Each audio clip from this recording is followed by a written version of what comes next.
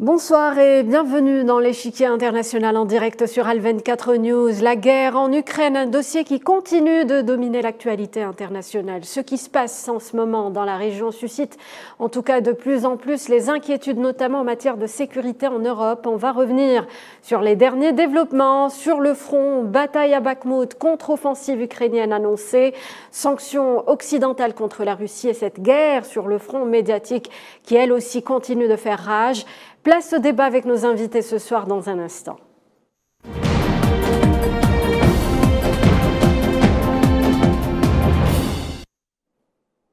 Et nous sommes vraisemblablement face à un conflit qui s'éternise en Ukraine. Tous les acteurs impliqués dans ce qu'on qualifie de guerre d'usure mesurent-ils les conséquences désastreuses de la situation actuelle? Pas si sûr au moment où aucune des parties en conflit ne parle de paix. Nous allons en l'espace de 26 minutes essayer de décrypter les derniers développements de cette crise avec mes trois invités. Anne-Laure Bonnel, bonsoir. Bonsoir. Vous êtes grand reporter, l'une des rares journalistes lanceurs d'alerte sur ce qui allait arriver en février 2021 en Ukraine, puisque vous avez été témoin de ce qu'ont vécu les populations russophones dans la région du Donbass dès 2014. Et vous l'avez d'ailleurs raconté dans votre documentaire qui a fait, rappelons-le, grand bruit, Donbass, intitulé Donbass. Anne-Laure Bonnel, merci d'avoir accepté notre invitation. Je vous en prie, merci. Alors nous avons également le plaisir de recevoir pour cette émission depuis Moscou Karine Béché-Golovko, docteur en droit public, professeure invitée à l'université d'État de Moscou. Bonsoir Karine. Bonsoir. Et nous essayons de joindre dans un petit moment Gamal Abina, analyste politique, spécialiste des questions internationales. Il va intervenir avec nous en direct depuis Paris. Donc, je le disais, premier axe autour duquel nous allons débattre ce soir, c'est d'abord cette bataille qui se joue sur le front militaire pour le contrôle de la ville de Bakhmout. Kiev assure donc que Moscou pourrait s'emparer de Bakhmout d'ici le 9 mai. Que pensez-vous de cette information? C'est d'ailleurs l'armée ukrainienne qui l'atteste, Karine Béché-Golovko. Bonsoir. Je pense qu'il faut faire très attention avec les dates et avec surtout les déclarations, puisque, comme vous l'avez dit, il y a aussi une guerre de l'information et toute déclaration n'est pas à prendre au pied de la lettre. Il faut comprendre qu'il s'agit d'un discours et d'un discours qui est posé. En l'occurrence, l'Ukraine souligne le fait qu'elle a des difficultés avec Bakhmout, Artyomovsk, et que donc on reste toujours dans la même rhétorique. Il faut plus d'armes, il faut plus de moyens, il faut plus d'hommes. Donc, oui, la bataille continue. La bataille est extrêmement difficile. Elle est d'autant plus difficile que l'on voit quand même une espèce de conflit interne entre Prigojine et l'armée russe qui est extrêmement nocif. Et là, on voit un mélange de conflits politiques, d'ambition, de postmodernisme aussi, qui est quand même rentré dans une guerre pourtant traditionnelle, qui repousse aussi les frontières de ce conflit, qui se joue évidemment sur le terrain et sur le sol. Et comme vous l'avez dit, il n'est pas question de négociation en ce moment, et tout le monde, et même les leaders occidentaux le disent clairement que cette guerre doit se gagner sur le champ de bataille. Mais au-delà de ça, il est important aussi pour la Russie de sortir du cadre idéologique qui lui est imposé par l'Occident, parce que dans ce cas, elle joue avec des armes et des moyens qui ne sont pas les siens.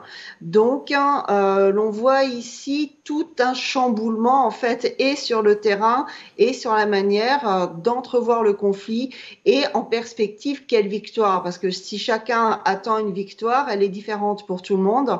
Et pourtant, l'on sent bien que tout ce qui a été déjà avant ne sera plus, que ce monde a définitivement changé.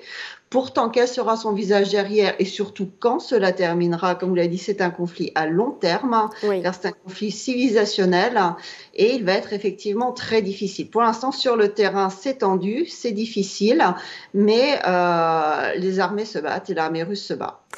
Alors Anne-Laure Bonnel, vous n'êtes peut-être pas spécialiste en la matière, mais je vais tout de même vous poser la question sur cette bataille de Bakhmout. Vous revenez d'ailleurs d'un séjour en Russie et vous continuez d'ailleurs vos investigations en tentant de chercher la vérité sur ce conflit, en interviewant également différents experts. Alors vous qui observez ce qui se passe dans la région, Anne-Laure Bonnel, Quel est votre point de vue? Comment voyez-vous cette bataille de Bakhmout? Que représente-t-elle dans ce conflit? Écoutez, moi, ce que j'ai remarqué pour suivre cette bataille à travers les réseaux sociaux, principalement, on a des vidéos des deux belligérants qui sont extrêmement instructives. Ce que l'on peut déjà faire comme retour sur expérience de cette bataille, c'est qu'elle est déjà d'une part extrêmement violente, mais que souvent, lorsqu'on analyse les vidéos qui sont mises en scène, parfois pour de la communication, ou tout simplement véritablement authentique et sans dessous de propagande, quelle qu'elle soit, c'est qu'elles n'ont souvent rien à voir avec ce qui peut être analysé sur certains plateaux de télévision. Donc, il faut être assez modéré dans ce que l'on récupère comme analyse de plateau télé, parce que ces vidéos sont très troublantes. On a pu voir dès le début de cette bataille, qui est extrêmement sanglante et coûteuse en hommes, que les discours officiels de certains analystes étaient totalement erronés. Oui, vous êtes là pour nous le dire d'ailleurs, puisque vous avez été témoin, vous avez couvert ce genre de bataille sur le terrain. Donc c'est une première, on assiste, alors on l'avait déjà vu pour certaines batailles, certaines guerres, pardon, que je ne citerai pas. Pour ceux qui connaissent mon travail, la dernière que j'ai filmée, mais là on rentre tout de même dans une guerre de communication qui est assez nouvelle dans son amplitude. On a tout un tas de vidéos, et je répète, des deux camps.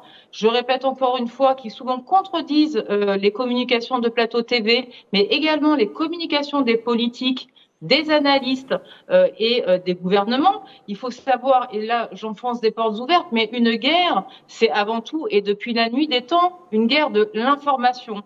Donc moi, depuis le départ, et aussi bien de cette bataille sanglante, terrible, et j'ai du mal à trouver, on va dire innommable, je prends avec beaucoup de pincettes tout ce qui est dit, parce qu'il faut revenir quand même sur cette base. La guerre, c'est avant tout une guerre de l'information. Comment parler aux opinions publiques? Comment remonter le moral de ces troupes? Comment également des gouvernements, des partis politiques, des pays ne peuvent pas perdre la face, quel qu'il soit, que l'on parle de la Russie ou de l'OTAN ou de l'Ukraine et de ses alliés. Il va falloir que chacun se justifie auprès de ses nombreux publics. Oui. Mais est-ce que vous pensez que cette bataille peut être, on peut s'attendre à un tournant dans le conflit si l'un des protagonistes remporte cette bataille Intéressant, c'est que cette bataille, déjà, donc pour l'analyser, vous voyez bien que il faudrait faire appel à des spécialistes du renseignement, au CENT, etc., et de regarder avant tout les vidéos filmées par les soldats eux-mêmes, qui sont extrêmement révélatrices et parlantes, et surtout se rendre compte de prendre un peu de distance et se dire que cette offensive contre-offensive que l'on attend, personne aujourd'hui est en mesure de dire ce qu'il va se passer. Absolument. Personne. Il y a beaucoup de rumeurs, vous l'avez dit, de désinformation qui entourent cette contre-offensive ukrainienne. Gamal Abina, bonsoir. Bonsoir. Alors la bataille de Bakhmout se poursuit dans un moment où les Ukrainiens avaient justement annoncé une contre-offensive au printemps pour tenter de récupérer donc les régions en Ukraine annexées pour rappel à la Russie. Qu'en est-il de cette contre-offensive selon vous? Que vaut-elle vraiment? En réalité, la contre-offensive est plus une valeur symbolique, une valeur stratégique. On a bien compris que ce n'est pas une ville qui fera la différence dans la guerre, mais c'est une sorte de verrou psychologique au niveau des deux protagonistes, donc ukrainiens d'un côté et russes de l'autre. Ce qu'on constate, c'est qu'il y a beaucoup évidemment de propagande. C'est une période de guerre, donc de chaque côté on entend de la propagande. Et surtout, ce qu'on constate, c'est qu'on parle beaucoup de contre-offensive sur la base de cette prise d'ailleurs de Bakhmout, qui est une ville plus symbolique, comme je le disais, que stratégique militairement parlant. Mais on attend deux contre-offensives, pas une, celle des Ukrainiens qui est annoncée depuis déjà l'hiver et celle des Russes qui, semble-t-il, va bientôt être mise en place. Alors, évidemment, vous avez une correspondante de guerre que je salue d'ailleurs pour son courage d'avoir été sur le terrain, d'avoir été exposée à beaucoup d'attaques de la part de certains médias de propagande otanesque. Il faut être très clair, hein, il y a une prise en compte de la propagande occidentale contre les Russes et dès qu'on a un discours un peu dissonant, on est tout de suite attaqué. Mais simplement pour dire qu'aujourd'hui, on a une guerre quasiment presque asymétrique, même si les Ukrainiens ont des armes, mais la proportion en termes terme guerrier est largement en faveur des Russes, qui fait que, quelle que soit la bataille qui va être conduite, quelle que soit l'issue de la bataille, de toute façon, ça laissera des morts sur le tapis, beaucoup de morts ukrainiens, on l'a vu dans le rapport américain qui a été révélé de façon inattendue. L'Ukraine est en grande difficulté, peu d'équipements matériels, peu de soldats sur le terrain, donc une impossibilité chronique de pouvoir ne serait-ce que résister à un assaut russe, et l'assaut russe est largement engagé. On a vu la sortie de Prigojine pour obtenir plus d'armes, pour en finir rapidement avec Bakhmout qui est prise à 80%. Donc aujourd'hui, la question de Bakhmout est presque une question passée. Ce qui va arriver derrière, c'est surtout une offensive massive de l'appareil militaire russe pour en finir non seulement avec les résistances qui restent dans quelques villes, mais surtout pour en finir avec cette fameuse zone de sécurité qu'ils veulent mettre en place pour garantir que les 20% pris aux Ukrainiens restent russes. Karine Béché-Golovko, sur on va dire ces rumeurs qui gravitent autour de cette contre-offensive ukrainienne qui est annoncée d'ailleurs.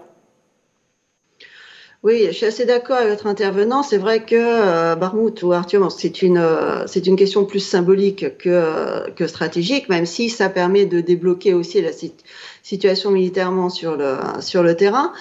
Parce que, à part Soledar, ça fait longtemps quand même qu'il n'y a pas eu réellement de prise et on sent plus une guerre de tranchées que des grandes avancées fulgurantes pour l'instant.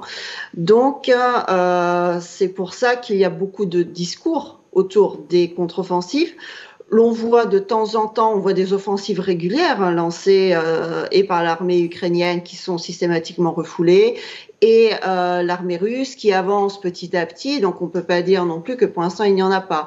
De là savoir si de part et d'autre il y aura réellement suffisamment d'armes et de force pour réellement lancer une contre-offensive de grande envergure, ça c'est une question qui est extrêmement difficile et je ne pense pas que l'on puisse avoir la réponse en s'appuyant sur la communication. Pour la simple et bonne raison que, regardez, simplement, on n'arrête pas de dire aussi l'armée ukrainienne est à bout de souffle, il n'y a plus d'armes, il n'y a plus d'hommes, bientôt ça va tomber, etc. D'un autre côté, on entend également Prigojine nous expliquer que il a absolument besoin qu'on lui donne tout ce dont il a besoin parce que, comme il l'a écrit lui-même dans ses réseaux sociaux, il y a énormément d'armement de l'OTAN qui maintenant est entre les mains de l'armée ukrainienne, qu'elle met des hommes de plus en plus sur la ligne de front, donc c'est de plus en plus difficile. Donc on voit déjà même à l'intérieur du système de communication certaines contradictions.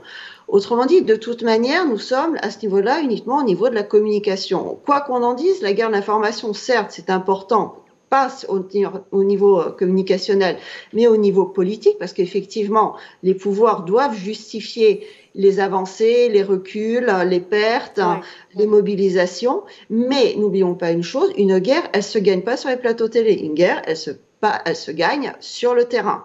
Donc, au-delà des déclarations à droite et gauche, effectivement, d'experts qui sont parfois quand même assez particuliers, on va dire, il est absolument fondamental de comprendre qu'on n'a pas toutes les informations, et heureusement, parce que il semblerait que, d'accord, nous vivons à l'époque et à l'heure de la communication, et chacun estime que en surfant dans les réseaux sociaux, il doit comprendre tout ce qui se passe, il doit avoir un état exact de la situation sur le terrain. Imaginez que dans ce cas-là, l'ennemi aussi a une situation exacte de ce qui se passe sur le terrain. Donc, il est absolument normal qu'il y ait une part d'ombre dans une guerre. Et il est important aussi d'ailleurs que parfois peut-être se calmer un petit peu sur les vidéos qui sont publiées, sur les commentaires qui sont faits, parce que c'est bien de chercher à faire des likes, à avoir de plus en plus d'abonnés, etc. Mais il y a des choses plus importantes actuellement qu'une petite carrière sur Telegram. Donc ici, il me semble qu'il faut revenir un petit peu dans la mesure.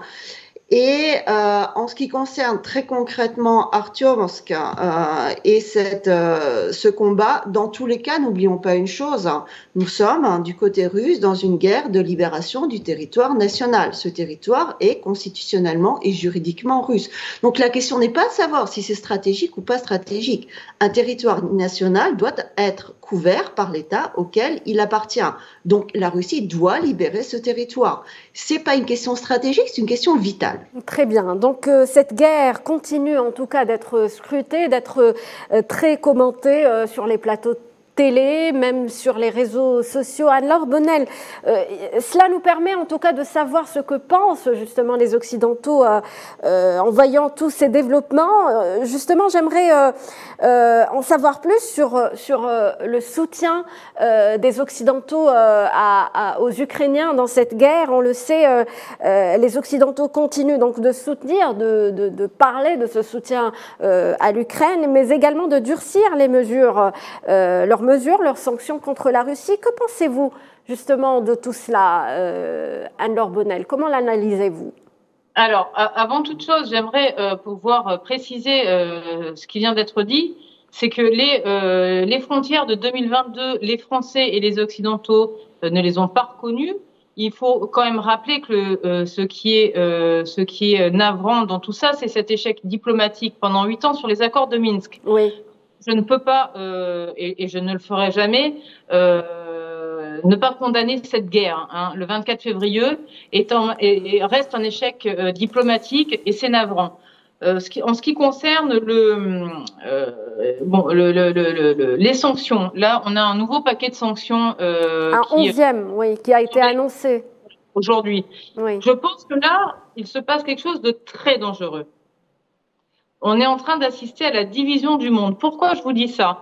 Ce paquet de sanctions, là, pour la première fois, va concerner certaines entreprises chinoises, mais également arméniennes.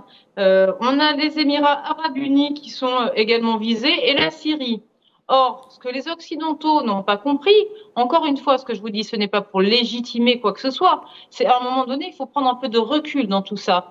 Cette guerre, et c'est un fait, je ne porte pas de jugement sur comment le reste du monde la considère, en tout cas, elle est pensée par ce que l'on dit maintenant de façon assez, pour résumer grossièrement, le Sud global. Oui. Le Sud global ne l'accepte pas, cette guerre. Oui. En tout cas, elle n'a pas voulu prendre parti. Elle ne l'accepte pas dans le sens de sanctionner la Russie ou de devoir choisir un camp. C'est une évidence.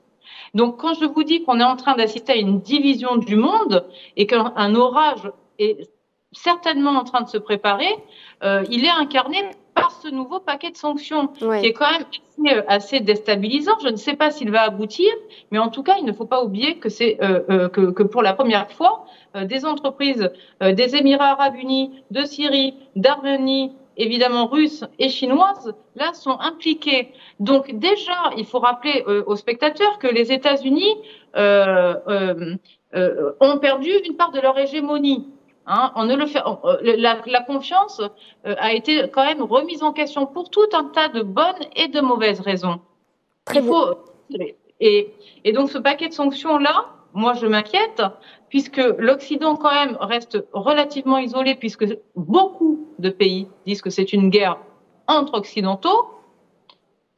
Qu'est-ce que ça va donner? C'est un peu tôt pour le dire, mais en tout cas, on voit bien qu'avec la dédollarisation en cours et ce paquet de sanctions qui, là, maintenant fait entrer des pays qui ne l'étaient pas comme complices de la Russie, je pense que ça risque d'avoir des répercussions que nous n'avons pas mesurées. Très bien. Donc, Anne-Laure Bonnel, Gamal Abina, Anne-Laure Bonnel vient d'en parler justement. Toutes ces sanctions permettent en tout cas une nouvelle reconfiguration du monde. Quel bilan pourrait-on justement faire de toutes ces sanctions, toutes ces mesures restrictives à l'égard de la Russie? Déjà, pour commencer, c'est pas le reste du monde, le Sud global, ne parle pas de sanctions, ne parle pas de guerre entre occidentaux. Il parle de guerre entre l'Occident et l'Orient. C'est l'Europe orientale qui est en guerre contre l'Occident. Donc, c'est encore une fois une fracture du monde, une fracture qui rappelle étrangement la guerre froide. Mais pour tout vous dire, oui, le paquet de sanctions contre la Russie, ils en ont pris 10 jusqu'à présent, n'a rien donné. Je veux dire, non seulement les Russes n'ont pas été impactés de façon durable par les sanctions, mais en plus l'économie a progressé, ce qui est quand même assez extraordinaire. Ça ressemble à des sanctions boomerang. À chaque fois que l'Occident prend les sanctions, à part les États-Unis qui sont les grands gagnants, le reste est extrêmement impacté et se trouve en grande difficulté. Il suffit pour se rendre compte de voir l'inflation galopante dans tous les pays européens qui ont été directement frappés par les sanctions russes finalement, puisque c'est une sanction boomerang avec des effets rétroactifs. L'autre aspect dont il faut tenir compte, c'est que la croissance russe est soutenue toujours, et surtout que l'alliance nouvelle qui s'est faite à l'Est, qui était inattendue, russo-chinoise, une alliance économique, stratégique, géopolitique, conduit à ce que non seulement les Russes ne sont pas affaiblis, mais ont développé un renforcement qui a fait que aujourd'hui la Russie est la 10e puissance économique mondiale en termes de PIB. On est presque à 2000 milliards, ce qui est quand même pas mal. Donc c'est dire à quel point les Russes ont profité à plein de ces sanctions, contrairement à l'idée reçue, et que ces sanctions ne donnent pas grand-chose. Et maintenant, on cherche à essayer de toucher les pays dont on considérait qu'ils seraient complices des Russes, ce qui est parfaitement ridicule. Je rappelle tout de même qu'en 2003, lorsque les États-Unis vont agresser l'Irak avec l'Angleterre sans mandat de l'ONU, aucun pays n'a jugé utile de les sanctionner. Loin s'en faut. Ils ont fait ce qu'ils voulaient faire comme des cow-boys. Bilan des courses, des millions d'Irakiens tués, un pays détruit et le développement des groupements terroristes et djihadistes. Donc ça, c'est la réalité qu'on voit dans le monde. Et cette fracture du monde de 80% de la population du Sud, le vrai Sud, le Sud le plus important et le plus riche au demeurant, avec un développement qui est de plus en plus accéléré et un Nord en perte de vitesse, je ne crois pas que les sanctions fassent du mal au Sud. Bien au contraire, elles vont réaffirmer l'idée selon laquelle il faut dédollariser, donc faire en sorte que le monde soit libéré de ce fameux dollar qui dominait depuis la Seconde Guerre mondiale. Et surtout, il faut faire en sorte de se désaliéner, de sortir du giron américain pour aller épouser, par exemple, les BRICS. Ça marche très bien, il y a beaucoup de demandes d'adhésion, ouais. Et faire en sorte que l'économie ne soit plus dirigée par le grand Satan américain, comme les appelaient les Iraniens. Alors pour conclure, on arrive pratiquement à la fin de cette émission. J'aimerais revenir sur cette bataille qui est aussi sur le terrain médiatique. On en a parlé, on a suivi tout récemment donc cette attaque au drone sur le Kremlin. La chose et son contraire, Anne-Laure Bonnel, ou plutôt Karine Béchegolovko, sont parfois dites sur les médias autour de ces attaques, autour aussi de cette tentative d'assassinat du président russe Vladimir Poutine. Alors, selon vous, quelle conclusion vous en tirez de toute cette désinformation ? L'on voit un écart de plus en plus important entre le discours politico-médiatique tenu en Occident et ce qui se passe au niveau des actes sur le terrain par l'armée otano-ukrainienne. D'une part, on voit une cécité grandissante médiatique et politique, c'est-à-dire que les médias, les hommes politiques en Occident ne voient que ce qui les intéresse. Dès que ça concerne l'Ukraine, ils ne voient rien. À part ça, sur le terrain, on voit également se développer une politique de type terroriste. C'est-à-dire que, et là ça devient assez grave parce que ça concerne également la France, ça concerne les pays de l'OTAN, qui utilisent l'Ukraine et qui interviennent directement, notamment en fournissant les renseignements nécessaires à ces attaques terroristes. C'est-à-dire que ce ne sont même pas des pays qui soutiennent le terroriste. Ce devient des pays, l'Europe, l'Occident deviennent des zones terroristes en elles-mêmes. Et ça, c'est une dérive extrêmement grave. Alors Bonnel, pour conclure, votre bilan sur le traitement médiatique de ce conflit ? Écoutez, il y a quand même quelque chose d'intéressant à noter, c'est que la presse anglo-saxonne est peut-être plus contradictoire. Avec, je pense, au Wall Street Journal, qui a posé des analyses plus proches de la réalité des combats. Oui. On a eu un problème en France avec le discours contradictoire. Là, je rejoins Karine. Il y a quelque chose de dramatique, en tout cas, dans ce traitement médiatique, c'est qu'il a eu pour effet de rendre invisible le reste du monde, et donc, paradoxalement, de nous diviser, de nous éloigner encore plus des BRICS allongés et de ce Sud global. Donc, finalement, c'est un traitement médiatique qui s'avère, là, pour l'instant, contre-productif. C'est comme si les Occidentaux, et ça m'inquiète un peu, se parlaient eux-mêmes. Or, il faut parler au reste du monde. Je ne souhaite pas revenir sur ces actes évidemment, là, terroristes, d'attaques ciblées, etc. C'est une tragédie également, mais ce n'est pas mon domaine et je n'aurai rien d'intéressant à dire là-dessus. Ouais. En revanche,